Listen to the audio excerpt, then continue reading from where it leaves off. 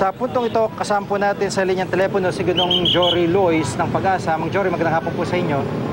Sige, magandang hapon din at magandang hapon Pilipinas.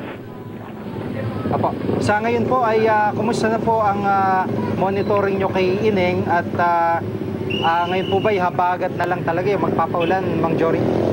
Actually, Jiggy, kagabing alas 12 o kaninang madaling araw ay lumabas na nga ng PAR itong si Ineng at wala na talaga siyang direktang epekto sa alinmang bahagi ng ating bansa. Ito na lamang habagat na patuloy niyang pinalalakas ang inaasahang magbibigay ng mga pag-ulan sa atin.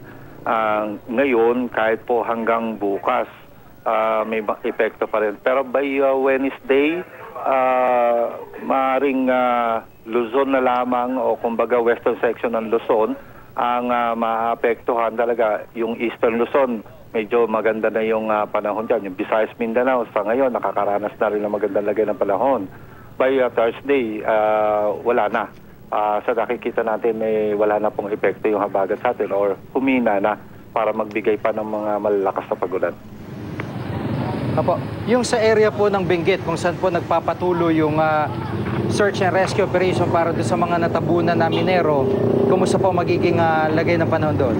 Well, sa Baguio City, yan po yung ating kumbaga reference ng Benguet Province ay asahan pa rin na kahit hanggang Miyerkules meron pa rin mga pagulan at by Thursday nga, yun na nga yung sinasabi ko na talagang halos buong bansa talagang maganda na yung laga ng panahon. So, dyan sa Baguio City, medyo patuloy yung mga pagulan at mula nga kaninang alas 8 hanggang alas 2 po ng hapon kanina, nakakuha pa rin tayo ng mga mahihinang pagulan naman dito sa Baguio City.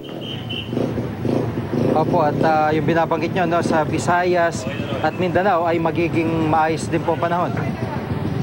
Opo. Ngayon pa lang po nakakaranas na sila ng magandang lagay ng panahon doon. Opo. Sa ngayon po, wala ba kayong ibang namomonitor na bagyo o ibang weather system, Mang Jory? Dito naman sa silangang karagatan ng ating bansa, dyan sa loob ng PAR, wala po tayong nakikitang pwedeng mabuo. Pwede naman po mga LPA, pero sa ngayon talagang wala pa talaga. At asahan na talagang magkakaroon pa rin ng mga pagbagyo itong August at itong September dahil talagang ito yung panahon ng bagyuhan. At magpapatuloy po ang monitoring ng Pag-asa.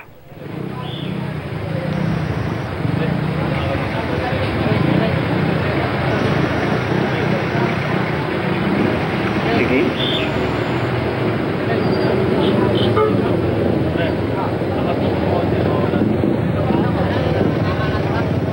Maraming salamat po sa pagkakataon si Ginong Jory Lois, weather forecaster po ng Pag-asa.